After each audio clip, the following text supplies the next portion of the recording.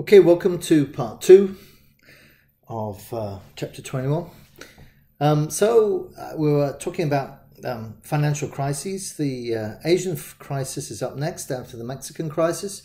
It occurred in 1997, and the interesting thing about this particular crisis was the East Asian countries, several of them, had decided to fix their currencies, or peg them, I should say, not fix, but peg them to the dollar, and they then encouraged local businesses to borrow in dollars.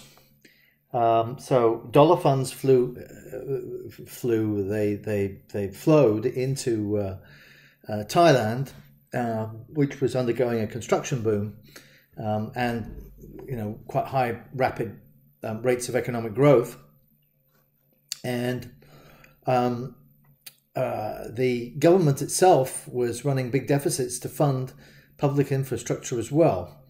And then questions started to arise about the government debt levels, and then there was the kind of crisis that came about, because what happened was that people started to lose confidence in the economic policies of Thailand, as I said, because of these large government debts, and foreign investors started to pull their money out. But in pulling their money out, of course, that depressed the value of the baht, which is the Thai currency. But the trouble was that the Thais had a pegged exchange rate. So what they had to do was basically sell dollars, and basically they continued to sell dollars until they realized it was untenable. They had no more dollars left to sell. That was the Central Bank of Thailand. And then the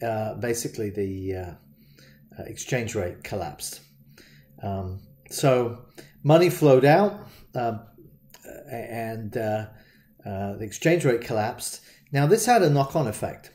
Why? Because many of those Thai businesses had taken loans in dollars, but now the Thai baht was worth much less dollars. In other words, the dollar was worth much more in Thai baht.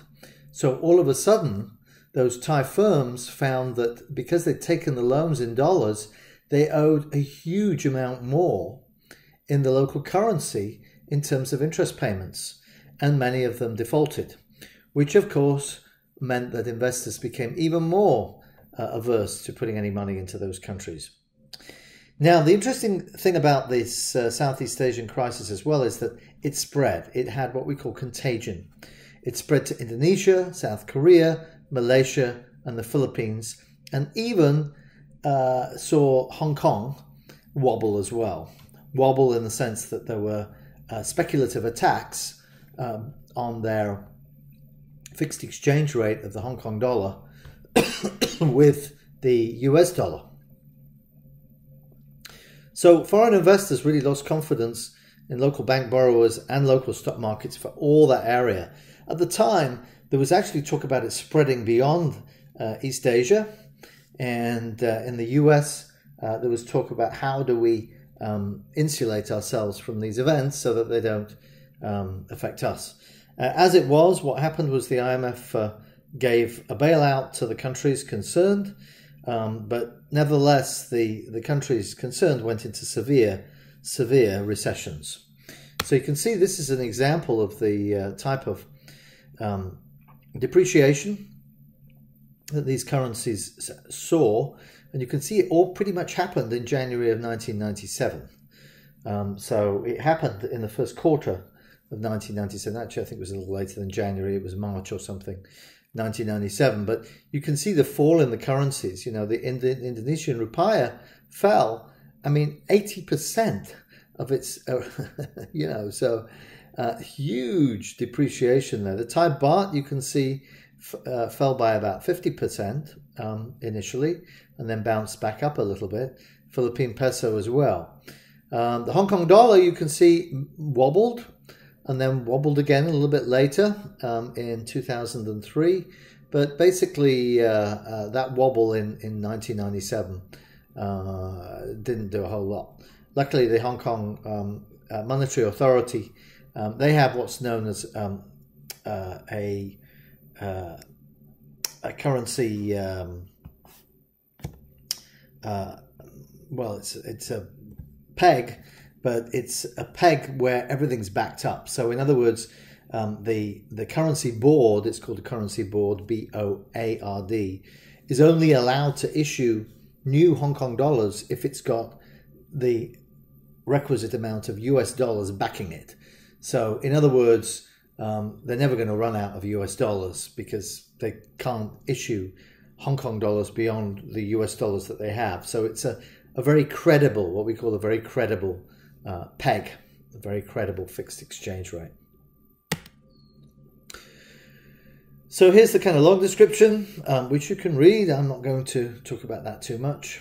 Then we'll move on to the Russian crisis. Now, this relates to the events that were unfolding in the 1990s in Eastern Europe and Russia. If you remember, the Berlin Wall fell in 1991, and basically East Germany and West Germany reunified 1993. Most of those Central and Eastern European countries, or CEECs as they're known as, then transitioned from a centrally planned economy to a market planned economy, and many of them saw rapid rates of inflation. Now, this was the case as well with Russia.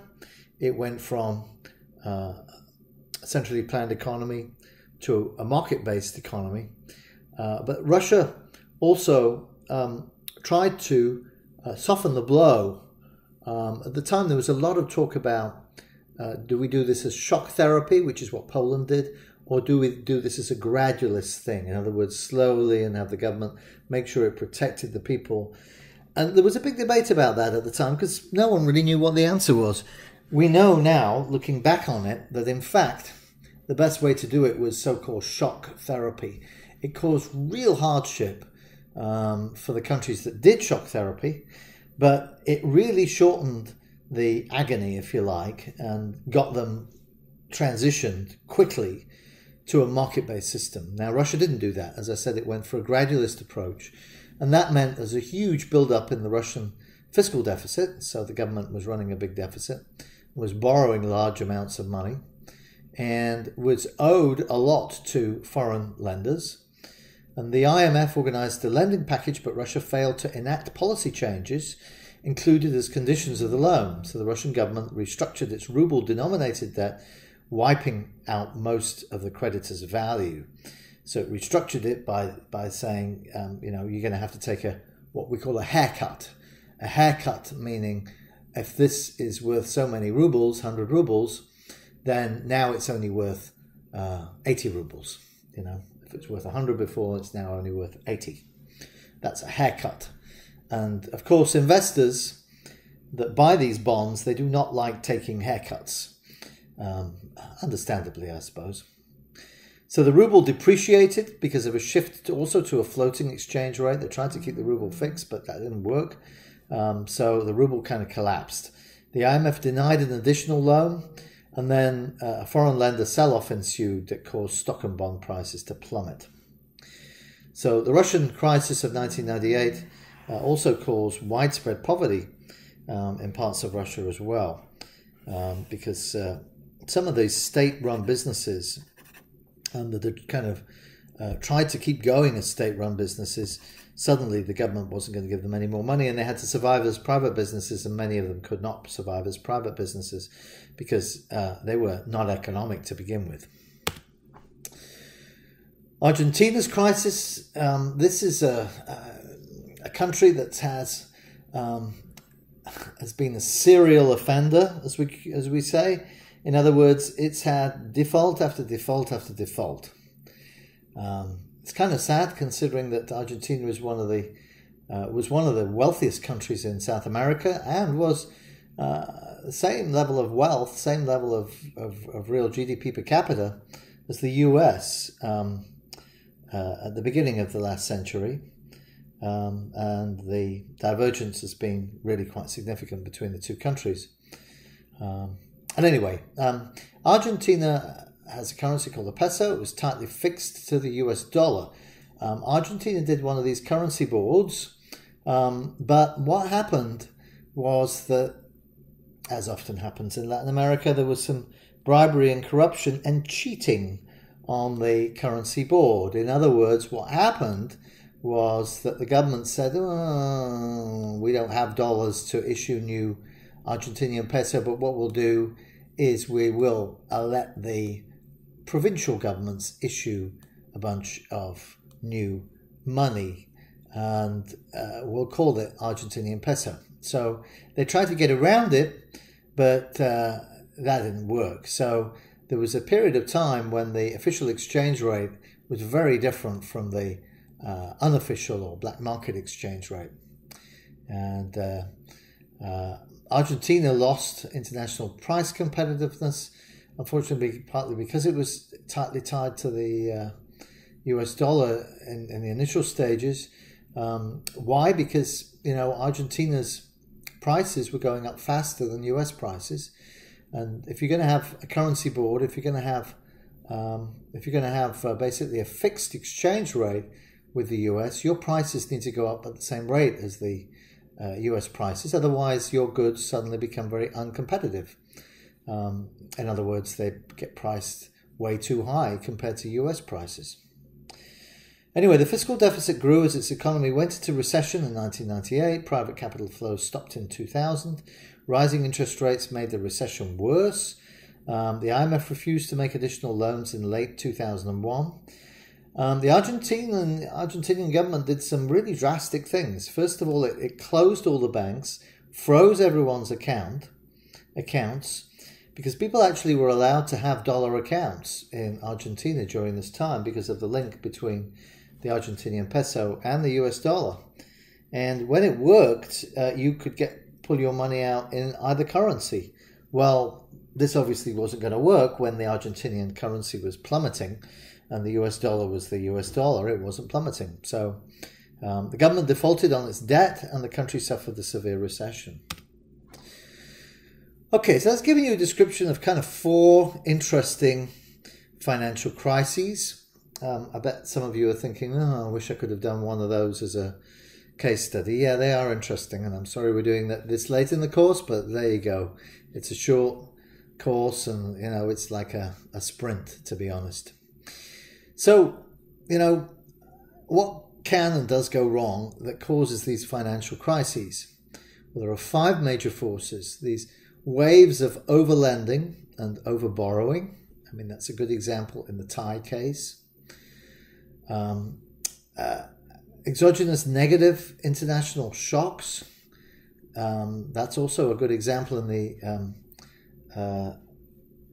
the East Asian case, where a shock, in other words, another country having a problem causes your country to have a problem. So Indonesia didn't have a problem originally, but as you can see, what happened was that the Thai issue spread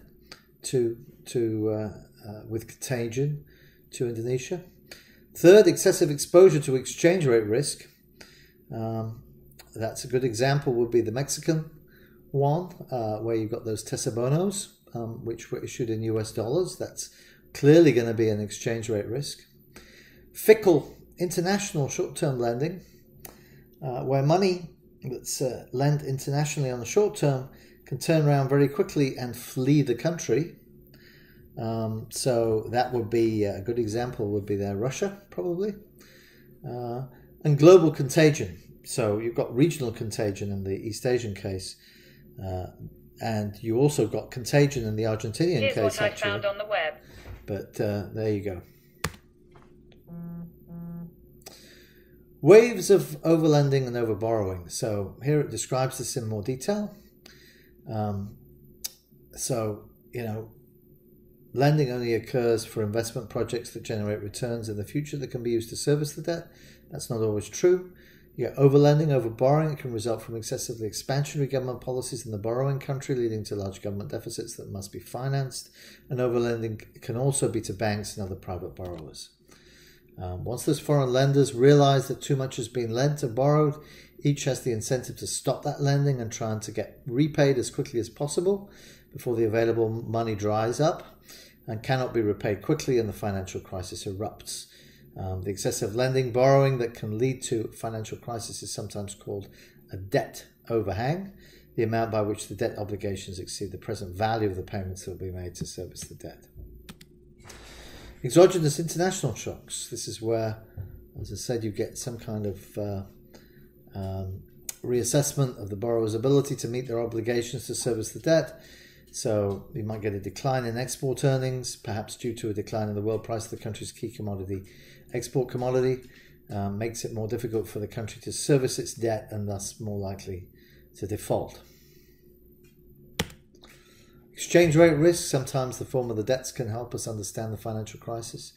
In the Mexican and Asian crises, private borrowers took on large liabilities denominated in foreign currency while acquiring assets valued in local currency. I talked about that with the Tesobonos in Mexico and particularly in Thailand with the borrowing in US dollars. The borrowers took on these positions exposed to exchange rate risk because they expected the government would continue to defend the fixed or heavily managed exchange rate value of the currency. When the likelihood of devaluation or depreciation becomes noticeable, the borrowers attempt to hedge their exposed positions by selling local currency, but this puts additional pressure on the government defense of the fixed exchange rate, and if the government gives up that fixed rate, then borrowers suffer losses to the extent that their positions are still unhedged. Fickle short-term lending, so debt is due to be paid off soon, can cause a major problem because the foreign lenders can refuse to refinance it. Short-term debt is risky to the borrowing country because international lenders can readily shift from one equilibrium to another based on their opinion of the country's prospects. In one equilibrium, the lenders could refinance and roll over the short-term debt and say, yeah, everything's great, fine and dandy. But they might say, oh, we're getting cold feet here, so let's just pull the money out and we want to be repaid. If the borrowing country cannot come up with the payoff quickly, then a financial crisis occurs. So a good case of that might be Russia. Global contagion. When a crisis hits one country, it often spreads and affects many other countries, and that causes this international contagion. Probably the best example, by the way, of global contagion would be the last economic downturn before the one we're currently in. And that was where there was too much lending in the US, particularly for house purchases, and then there was, of course, a housing market collapse, which caused the banks to collapse. But that housing market collapse actually had some contagion to it. It spread to most of Europe, went into recession as well. Why? Because many of the European banks had actually invested in US mortgage-backed securities, which suddenly had no value. So it caused kind of bank crises around the world. So some contagion is the result of close trade links. So that can be a possibility. Some is just because they're in the same region.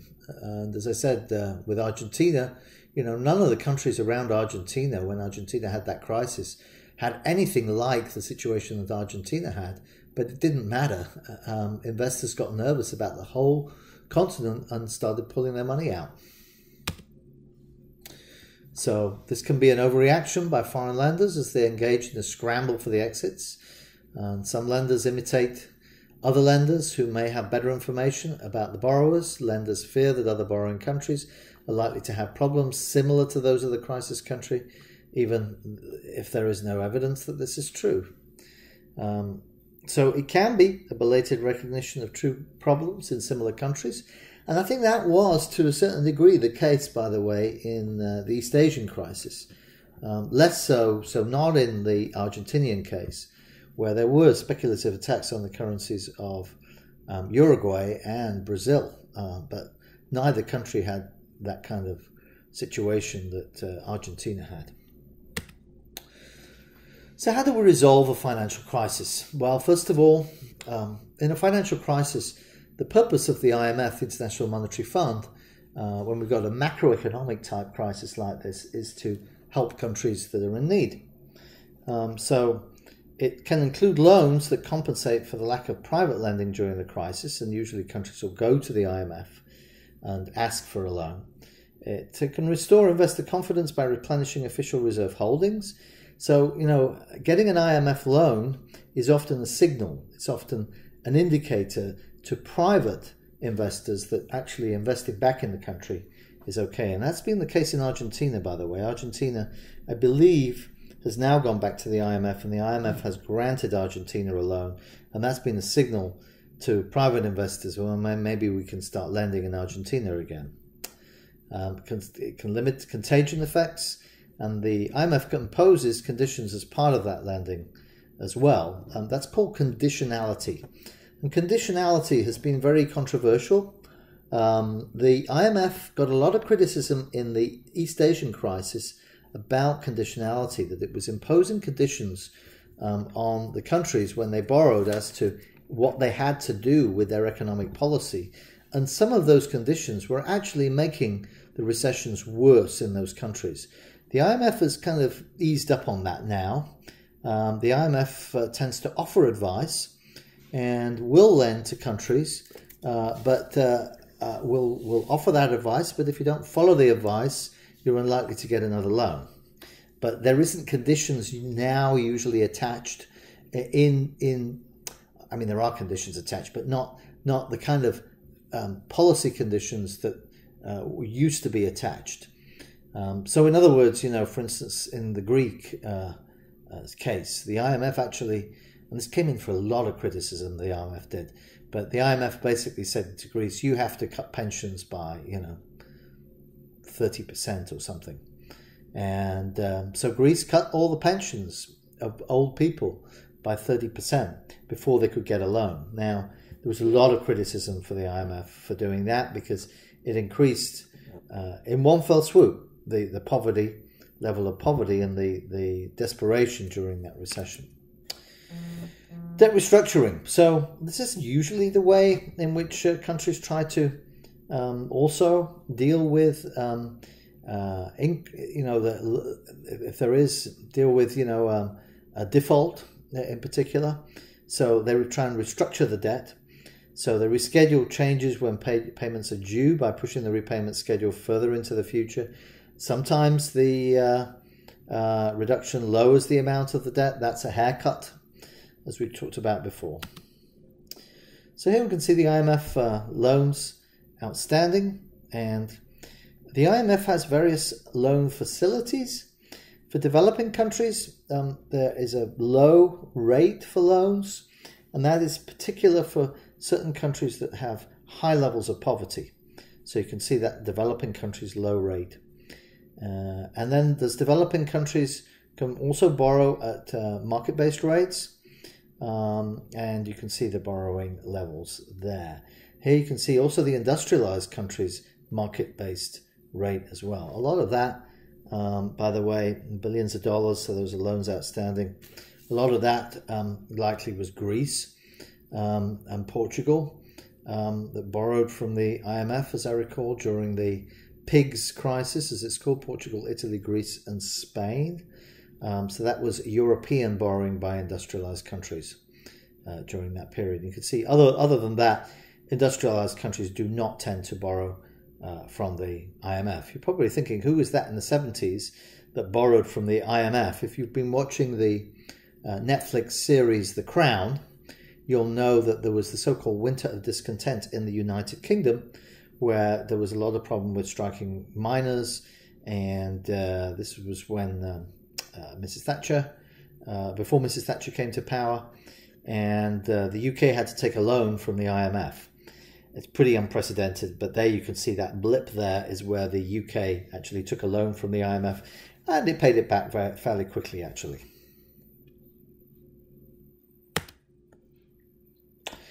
So this is a long description, which you can read. I'm not going to read that. So how do we reduce the frequency of these financial crises? Well, a lot of this revolves around, and this is where the IMF comes in terms of, giving advice as well. One of my friends works for the IMF and gets sent to different countries, and they have to, give presentations about the country to the treasury of that country, and they have to do research, and basically have to their policy prescriptions have to be approved by the IMF, and then they go and tell the country what the IMF thinks, kind of thing. The country itself doesn't have to do what the recommendations are, but it's a good way of getting sound advice from top economists. Not all countries have good economists to draw on, and this is one of the good things that I think the IMF does do. Timely and accurate data reports. Most international institutions do data reports on the countries that are members of those international organizations. So the World Bank, for example, IMF as well. OECD, if it's the OECD is the Organization for Economic Cooperation and Development. It is an organization that's for basically the industrialized countries, but they do reports on countries as well. Avoiding short-term borrowing denominated in foreign currencies. We've now realized after the episodes that I've just described that that's not a good idea generally. Better regulation and supervision of the banks in those countries. That can often be a problem, that the regulatory environment in those countries is very lax. And so banks, all you need is to have a few bad actors in the banking sector, and then everyone's worried about losing market share, and they all do the same thing. And the government just turns a blind eye to it, often because of bribery and corruption, and that can also lead to problems. There are some controversy here, and he's right to bring this up. First, on the exchange rate policy, many developing countries prefer, for exporting reasons, to have more fixed exchange rates. But the problem with the fixed exchange rates in terms of borrowing is that borrowers can get kind of carried away and think, because it's cheaper for them to borrow in the foreign currency. So, they might borrow in dollars because the interest rate is going to be lower. But the trouble is the exchange rate risk is going to be higher. So that's a big issue. The role of the IMF, I think I've talked about that in terms of conditionality. But that's improved, as I said. I think I've been encouraged by the changes that the IMF has made in recent years. And it's also controversial in terms of the use of capital controls. Now, I didn't tell you about Malaysia, but Malaysia is, it's an East Asian country. During the East Asian crisis, what they did is a kind of a different approach from the other countries. Instead of letting their exchange rate drop dramatically, they just let it fall by a small amount and then imposed capital controls. Now, those capital controls were pretty drastic. So what are capital controls? It's where you do not allow money to flow out of the country, or only limited amounts can flow out of the country. So that limits any move in the exchange rate as well. And it limits, of course, the kind of fallout that you might get to the organizations in that country that are losing capital. So, global financial and economic crisis. This talks about the last downturn. Most of you are probably familiar with it, but the expansionary US monetary policy, global savings glut. Then we had the housing price bubble, US and some other countries.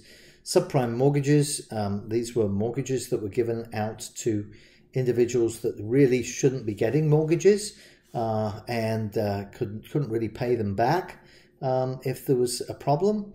The banks turned around and took many of these mortgages, packaged them together, even though they were subprime. When they were packaged together as mortgage-backed securities, they were given a AAA rating. In other words, they were supposedly, on a par with US government bonds. Ridiculous when you think about it. Also, there was an encouragement to have increased debt and leverage during that period, and then beginning in August 2007, reduction and freezing of short-term lending and investing.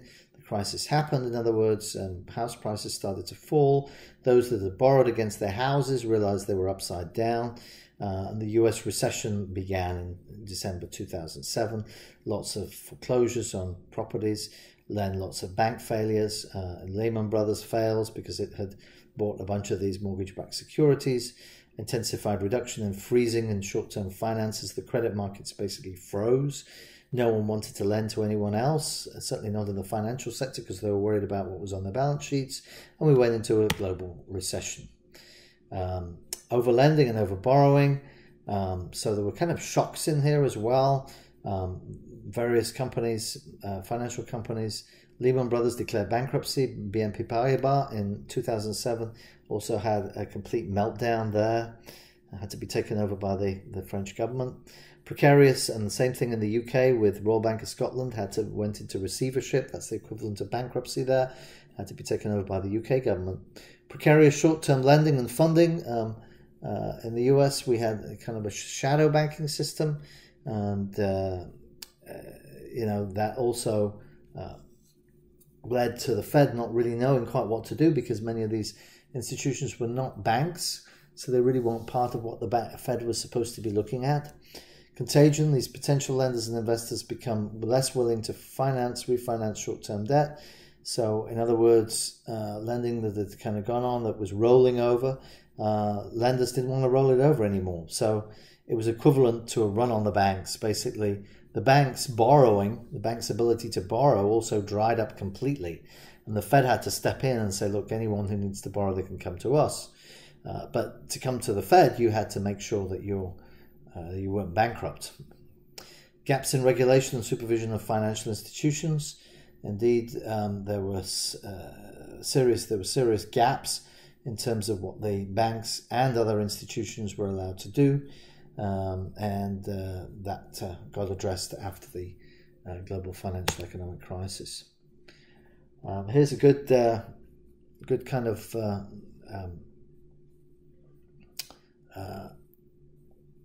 graphic showing you the relationship between some of these things. So banking crisis, sovereign debt crisis, and macroeconomic crisis. So banking crisis, that's where banks start to declare bankruptcies, etc. Sovereign debt crisis, this is where a country basically defaults on its interest payments. Sovereign meaning the country debt, so government bonds. And then macroeconomic crisis, that's where you're basically in recession.